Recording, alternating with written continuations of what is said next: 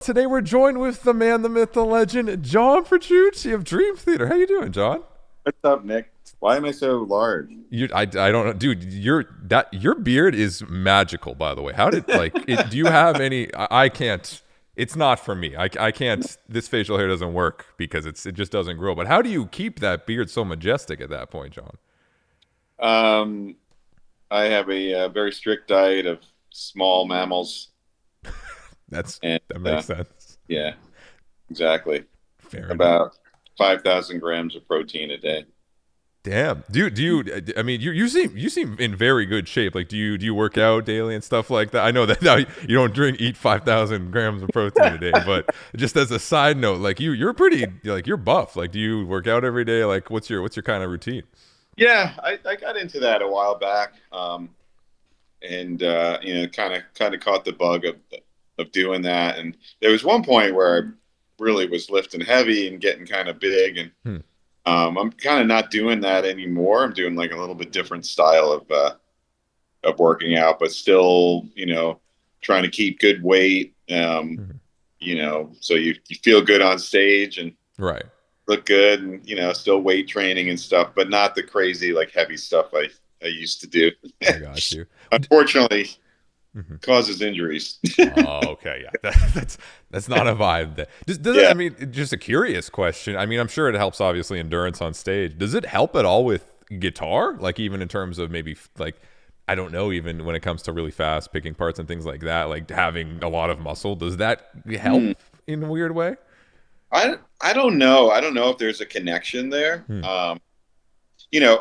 In some ways it could hurt if, like, for example, I can't, if I go to the gym and come back, I have to wait until I really pump, until I deflate. Yeah. Because, guitar playing is like, it's like a sport. You have to, well, I shouldn't say that, but playing a technical style of any instrument, there is there's an athletic aspect, and I think you need to be loose, and you don't want to be tight and all inflexible. So that's another thing I have been doing more lately, is working on my range of motion and stuff like that. So just so you walk on stage, you feel loose. The last thing you want to do is feel like there's some guys that will, like, right before they go on stage, they're doing like push-ups and pull-up. I'm like, really? Yeah, it's like then you're all tight and like amped up. I want to be loose and relaxed and like pliable. Pliable is a great description. I'm not a drummer. I don't know if like for a drummer, because it's so much like hand movement and leg motion, that maybe pull-ups help. If you need to blast speed, I don't know if there's a science with that. I don't know. I know. But when I watch Mike play, when I watch Portnoy play, he seems very like fluid. He seems like very relaxed when he plays. Doesn't seem like getting all tense. So I don't know. Maybe it depends on the drummer. Hey, did you know you worked your way into one of our new songs? What? I did not know this at all. How did what? There's a line in Night Terror. It says Nocturnal Trial by Fire. So we immediately thought of you. Hey guys, Future Nick here. Of course, you can't talk about John Petrucci or Dream Theater without mentioning tone, and that's why I want to take a second to thank the sponsor of this video, Neural DSP, who literally has John Petrucci's signature plugin available right now, as well as a lot of other amazing plugins. So be sure to go to neuraldsp.com, and at checkout, be sure to put in the code Nocturnal Podcast to get 30% off. Anyways, back to the episode with John. This was such a lovely episode. Be sure to watch the whole thing. It was so fun. Let's go. I am honored, first of all. Thank you. I had no idea. I don't assume everything that has to do with nighttime is me. I don't have the I'm like, dude, it's dark outside. Obviously, this was written about me, man. Like it's right, exactly. It's inherently, man. We wrote a whole album about Parasomnia events, so the whole thing's about you. It's just I know what insomnia is. What does parasomnia mean? My lack of English is. Parasomnia is a word that encompasses all sorts of sleep disturbances. So under the parasomnia would be sleepwalking, night terrors, Uh, sleep paralysis. right.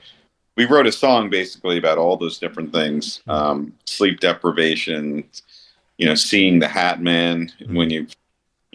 I don't know if you've had any of these things happen to you, Luckily not. I've never. yeah, I know people that have had yeah, what's it? It's the sleep paralysis where you're the sleep you, paralysis is scary, man. When I was, yeah. the song on the album, the Shadowman incident is about that. It was creepy when I was researching it because Mm. this has been going on for like centuries, and all different cultures have, incidences of Right. this. And they call it different things, but they all claim to see this like demon. Yeah. Because what's happening is you're waking up in REM sleeps, and so your body is still paralyzed, but you're awake. Right. Can't move. You feel like you can't breathe, and they claim to see this figure. Yeah, that's scary. That's And it terrifying. really, apparently, I don't know if this is real, but if you take too much Benadryl or something, you see the Hat Man as well. So I don't know. Yeah. I feel for prog musicians, it's probably a person sitting there saying, "You need to practice. Right, Don't exactly. forget to practice, bro." Which is just It's myself shaming me. just Horrible performance the night before. yeah, if you're a prog musician, JP comes to you at night in your sleep paralysis saying, "Bro, come on, you were supposed to practice today. You chose to go outside and go party. You didn't get your 2 hours in, bro. Like, come on, like that's what prog musicians have to. Yeah, exactly. 4-4, really? We're really doing this? Really, bro? Only 4-4. What's happening? Yeah, and this is way too smart of a question for me. Can't technically everything be in 4-4 if it's a polymeter? I don't know. I don't know what language you're speaking. No, Do I? I don't know. Maybe yes. I don't know the answer to that, but I do know that when we do write in odd meters, that we do break things down into smaller groups, Right. to make it more so you could feel the phrases a little bit more. Right. Yeah, because nowadays too, a lot of bands are doing. Obviously, it's cool seeing a lot of bands in the modern sphere being very groovy, which is lovely. Like groove is so important, right? It's so important. Absolutely. Yeah, and a lot of bands, I feel like even like they'll accidentally be in like 3-4-5-4. They won't, you know what I mean? They won't like it's not like a conscious decision. They're just like, Sure. oh, like the pulse felt natural, and in the session, I'm sure too, they probably still have it as 4-4, even though it's not. You know what I mean? Like it's like a interesting shift where a lot of people nowadays, I think, interpret groove and time signatures, even though they should be interpreted properly, interpret it more of just like a feeling way, and music doesn't seem as like analytical is the best way I can maybe describe it as it used to. I completely relate to that because one of the things about writing music with different musicians is everybody has a different way that they interpret music. Right. Some people are very analytical, like they need to see the time signatures and read them or whatever, or count them. I've always been a groove guy, so I try to find the common pulse, and tap my foot to it. And to the extent that we'll be playing something wacky and I'm tapping my foot and they're like, how are you feeling that? Right, Like, I'm right. like, grooves, man. Just, so I'm all about that. I think, and in Dream Theater, we try to do like this push and pull thing where, we will get kind of angular and weird to create tension. And then the release of that tension is going into like a more solid groove where you can really feel the pulse. Right. And, that type of thing, you really get to experience like playing live. You can see the audience like reacting to that. So it's kind of cool. Do you ever get like, especially because you guys have songs that are so long, do you even ever get lost in the groove? Because I feel like, especially when you have such music that is technical but also has so much groove to it, it's all about that pulse. So even if you're like, if you get out of sync probably for like 2 seconds, everything is like, oh no, what has happened? Right. That's when your brothers have your back. Gotcha. Hopefully. Yeah. The worst feeling, and this doesn't happen often, but it happens every once in a while, is where I completely forget what like the next part is. It doesn't. This isn't a a normal occurring Yeah. occurrence. So don't worry. But once in a blue moon, I'm just playing guitar and I'm like into the song, and it's like I don't know what the next part is. It's just like, and my instinct is just to keep playing, so I just play anything. Right. It's like, okay, that worked, Yeah. or that didn't work at all. Yeah. And you have that one guy in the crowd with the arms crossed, like, dude, Yeah. no, I know the record, brother. Come on, you can't get away with that one, man. And I'm like, how do you know what I'm thinking? How do you know what I'm thinking? Yeah, that's definitely. Did you go to NAMM this year? I did. Yeah, I did. I was about to say that's definitely the NAMM experience. How was NAMM for you this year? I know. Well, yeah. you know what? I haven't had that experience at NAMM in a very long time because purposefully I don't play there anymore because some of my experiences when I was younger going there and being in the booth and like demoing, it's there couldn't be a more awkward scenario to be in, with just people like right up to your face, dB limits, all the lights on, noise, distractions, none of the gear works. It's literally like, what would hell be for a guitar player? Like thrust to a booth at NAMM and say, okay, now play for everybody. Damn, and the thing is, everything is. There's so many people playing music and doing demos, but everyone's so loud that it's awkward because everyone's just fighting each other for the space of sound. Yeah, it's also it's the polar opposite of what the mystery of rock and roll and live performance is all about. That's all about coming out. You see your artist, your favorite artist, hit the stage, and there's some sort of production and mystery, and they're up there, and you have this kind of melding of the performer and the audience. NAMM is just like all that stuff is stripped away. Yeah, and then it's just complete chaos. Right, just standing there. Yeah, chaos, gear. And a million people just confused at what's happening. To that point, what I do like doing, what I prefer, because I'm not saying, you could never be in a situation where, it's stripped down and you're playing for people. I like the atmosphere of my guitar camps. Yeah, more. Yes.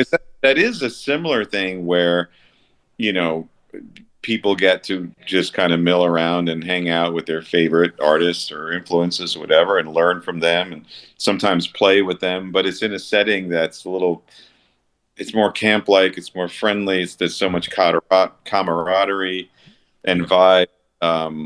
It's not like a chaotic NAMM. Yeah. I mean, you also have the craziest guitarists there every time. This year, you have Tosin, Jason...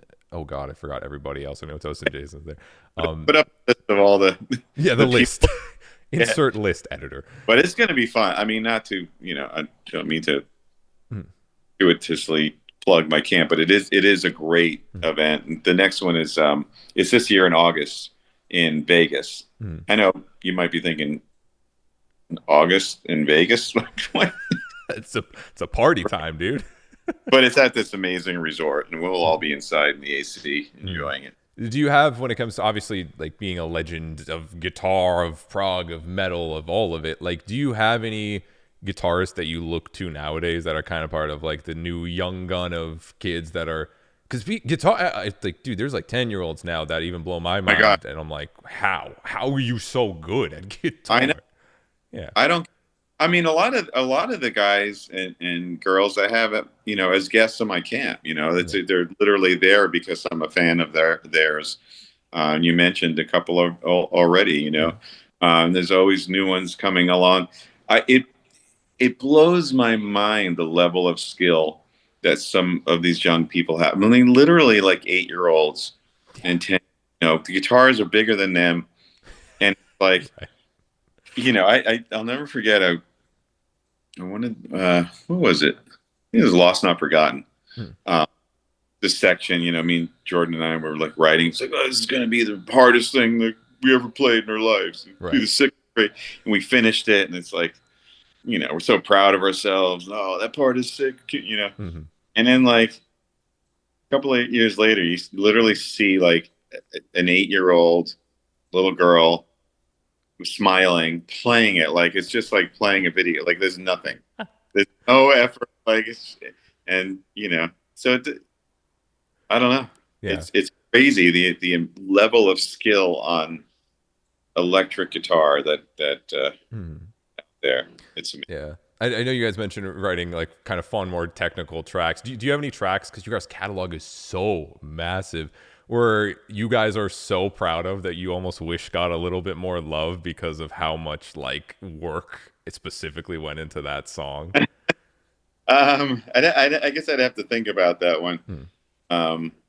Yeah, it's funny, like as to which songs like people sort of latch onto. Yeah.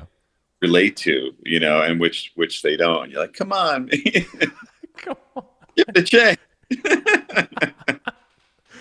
Yeah, man, because like you guys, geez, like I said, your catalog is so extensive, and it's like same thing. Like the songs are all like super crafted and meticulous, right? Like there are these big progressive bangers, and obviously you guys have more like chill tracks, which still have progressive sides, like big hits like Wither, of course, and things like that. But it's cool to see how you guys have populated that space. And like even nowadays, like you talk to kids that listen to any kind of progressive music or metal, it's like Dream Theater is the prog band. Like that's kind of it, and that's the thing that I think a lot of especially guitarists growing up are like you said, like that are like still like to 10 years old, they're still like, what's this thing? I don't know, that's my 10-year-old voice, like, it's this thing, Mom, this is cool. Like, and they hear Dream Theater for the first time, and that's the thing that inspires them still nowadays to go and pick up a guitar and like try to play that crazy stuff. Except now 6-year-olds can somehow play it. I don't know like how that happens, but like, it probably happened because think about like when I was younger, go back to my 12-year-old self trying to play guitar, and there wasn't a resource that I can go to see how it was done. Now obviously there's YouTube and Instagram and everything, you can see how it's all done, but we had you're listening to it, you don't know what it is, you don't even know what a bend is or like that sound, and I'm sitting there with like literal vinyl records slowing down the speed and trying to figure out what these guys are doing. So the more resources that are out there, the easier it is for people to kind of just see how it's done, right? And on that, and as you see, I think as young people see their peers doing this, it kind of just becomes like, oh, that's what I'm supposed to. That's the level I'm supposed to be at. Right. So it's like being good at a sport at a young age or something. It's like if there is like whatever you want to call it, a competition or a community or a culture out there that shows a lot of young people already being at a level, then that's normal, like gymnastics or something, My daughters did that when they were younger. And I remember like, it's like, if you weren't at a certain level by the time you were 8, you're like too old for it. Like, it's so that's what it's become. Yeah. Guitar has evolved in such a fun way. And even just the noises on guitar, I bring this band up pretty frequently now. I don't know if you've ever heard of this band. It's a newer band called Marar, where they're making dubstep noises with the guitar. And it's awesome. It's cool because they're playing this very modern, like, I don't know, adjacent to the modern, not gent, but Thal. It's like Valjarta and Who Has Last Breath Again. I'm not sure if you know some of these projects, but like they're so out of the loop. I'm like the worst. It's very like ambient, heavy, low. It's not even at 9-string anymore. I don't know. It's just like taking a pitch shifter and just like going as low you can go. And these kids nowadays, even blowing my mind, like they're doing harmonics and then they're pitch shifting them and then reversing them in post, and it's like creating these sounds that, with production nowadays, unlocks like unlimited things that even myself, like I grew up in the 2000s more so. Even I'm like sitting here like, how are you doing this? That's cool. That's really cool. Yeah, the soundscape is super crazy, and seeing how guitar evolved is always so fun, man. And guitars too, which, by the way, I have used your JP6 probably for over 10 years at this point. Oh, cool. Dude, awesome. Yeah. Is it here? Hey. Dude, this thing, I don't know if you guys still sell the specific model. This one, JP6. That's like a JP6, just basically in like a matte black, or in the satin. Yeah, dude, I've used that for ever. And oh my God, I'll still say, John, I don't know whatever you were thinking when you made that. That's a really good guitar. Like, Well, I was thinking about, because that was the first one that I discerned, hmm, designed along with Ernie Ball Music Man.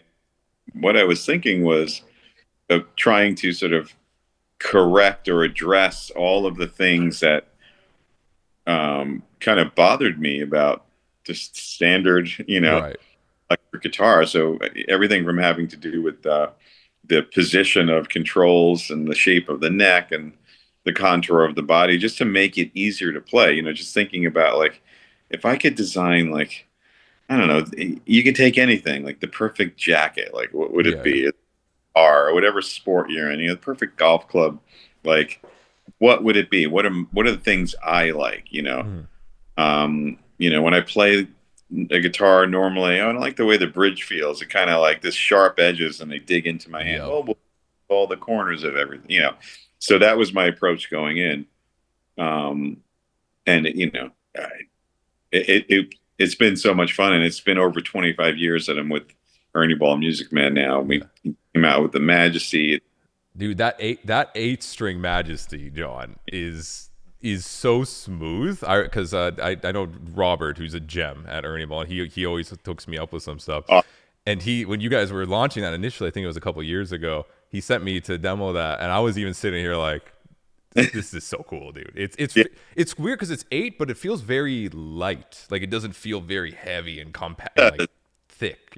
Yeah, and the goal with that guitar was, I wanted to, we came out with a 6-string Majesty and a 7, and they're both neck through designs, and now the 8 was going to be a Majesty as well.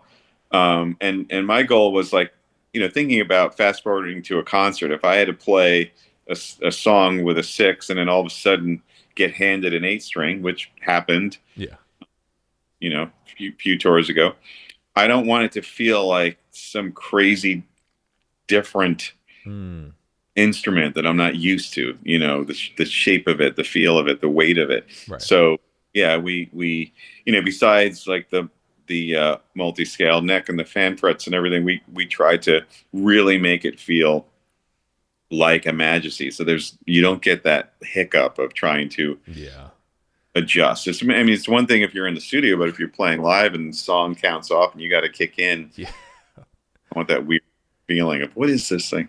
It's also just awkward in general if you're playing a 6 every day and then all of a sudden you have to go to an 8. It is an 8 is a different instrument, just like a 7. I feel like 6 to 7 isn't that bad.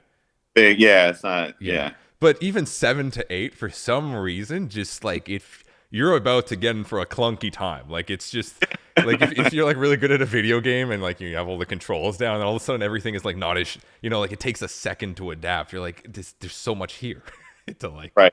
It really, if you do have like the fan frets, which is the right way to do it. Yeah. You're going to have the multi-scale there. So there is something about playing, for example, if you have to play the rhythm parts, it's kind of like, it's not so bad. You can get used to it. But if you have to go into like a normal, quote unquote, guitar solo, right, there is a little learning curve there. The way that the strings kind of bend up in the higher register, the higher string.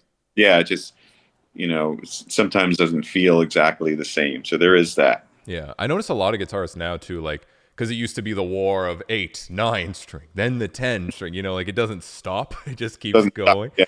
But a lot of the use for guitars seem to be like just to get to the lower registers. And now they solved it like through pitch shifting. I think it's kind of like the most popular thing I've seen a lot. Like I see kids with 6 strings and then a pitch shifter, or a 7 string then a pitch shifter, more than sometimes like a 9 string, if they want to sometimes go down there. But like, to do with the baritone guitar, a baritone 6 string. That's kind of a fun way, because then it really does feel familiar. In that case, the only thing you have to get used to is the string gauge. Yes, it can be weird. It can be weird. You're playing a bass at that point, and you kind of got to accept it, right? So Which funny. is great. But dude, yes, obviously, dude. Again, thank you for your time to come and shoot the shit. I know you guys are also busy and just released an album. I didn't even mention it, Parasomnia. I know we talked a little bit of that. Go check it out. Dude, I love checking out their record too. We checked it out on stream, and my favorite part, it made me laugh because the second last song is a 1 minute, or sorry, the song before that, it's like 1 minute long. And then the two songs after that, it's 20 minutes long. You know, like just what was the, obviously, you know, the 1 minute one is kind of an interlude, and the final track is like this big grandiose track that I can tell is super progressive. But like, was there, like, what was the track listing process like for you guys? If that was something you guys were in control of, or like, how did you pace the record? Maybe is the best way to do it.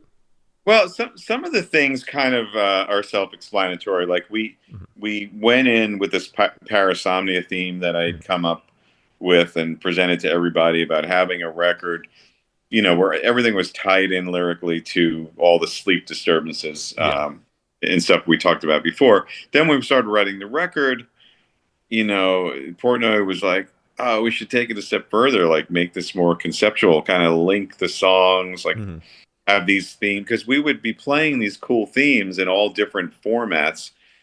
And you were like, oh, we should just use it in another song instead. So then we got into this whole conceptual headspace. So that made certain things self-explanatory. Like we wrote an overture after the whole album was done. And that happened at the front of the album, obviously, to start it out. We knew going in we were writing an epic, and we knew that was going to close the album. So you got your bookends right there. Okay, that makes sense. Mike was very much into the song order. That's like one of the there's several things in his sphere that he just is so into and passionate about. You know, maybe designing the set list for live Dream Theater shows. But, you know, song sequence is something he's sorry to interrupt you. How do you guys decide the set list? Because you guys have so many songs and they're long, right? Like this is a real, like you guys must run into that where you're like, okay, so we can play like 8 songs in 2 hours. Like what's like, you know, like what's the trade-off, and how you guys balance that actually at that point? Well, just as an aside to talk about that, Mike, now that he rejoined the band, is back in charge of that. So I don't know.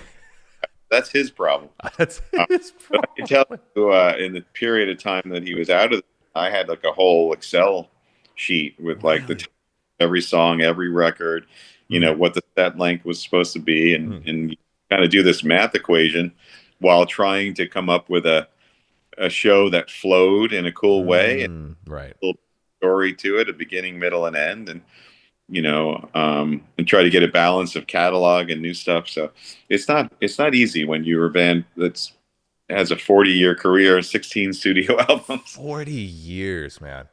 Congratulations, by the way, for that. Because I mean, bands, you all have to be family. It's impossible. Like you're together all the time. You're writing music. You're on tour. Like you have to love each other. That's the only way to make it to 40 years.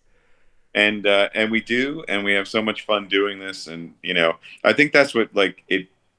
When we either go into the studio to make something new or head out on a tour, it's like this excitement of just being together and just doing this with your brothers and like come bullshit basically. Like it feels like, you know, and having fun. That's awesome. How was it having Mike too back? Like I'm sure he brought a fun extra energy too. I've seen him especially do the recent like Drumeo stuff, and he's I haven't had the pleasure of chatting with him specifically, but I see him, and I also talk with a bit his kid like Max, and also because of his band Tal and that stuff, and they're super awesome.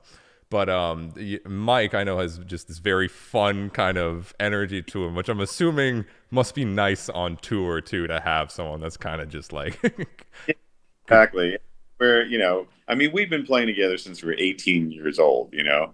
So like there's so many musical inside jokes and things, and you know, look at each other and we know what we're talking about, and that plays out on stage. And you know, he has so much energy and fun spirit and audience connection when he plays. So you know, the shows have been like a blast. People are really looking out. I'm seeing people like laughing, crying, smiling, singing along. The whole spectrum of emotion. awesome. Yeah. Hopefully they're not too sleep deprived though at that point. Well, no, right now we've been on the 40th anniversary portion of this tour, but we're going to shift at some point to a more Parasomnia themed tour. And I think everybody should show up in their pajamas. That's Maybe stay up for 24 hours before the show and then have like a Parasomnia event like together, be like a group. That would be trippy, listening to Dream Theater without sleep. That's a new challenge. Someone's gonna do it now, John. Like someone will absolutely just be like, I did it. What up?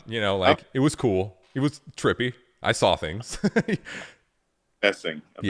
JP comes to me in my sleep now when I'm sleeping and tells me to practice. Like, yeah, that's the effect. Like that's what goes on here. Well, dude, John, again, it's such a pleasure, dude. Thank you so much for coming to shoot the shit. I know you guys are on tour right now, so thank you for making time even during the day to come just hang out.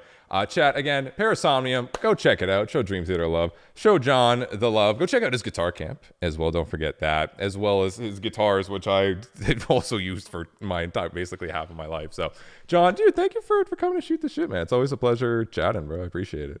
Yeah, it's great talking to you, Nick, and thanks for inspiring our song lyrics. No, I still can't tell if I'm gonna say it's not a joke just for my own happiness at this point, but yes, everything Nocturnal is obviously inspired by me doing memes on the internet and playing breakdowns specifically. That is it. Yes. That's it. John Petrucci, everyone. John, thank you so much, dude. Have a beautiful night, and best of luck on the tour, man. Yeah. Take care, Nick. Sick. Have a good one, dude. See ya.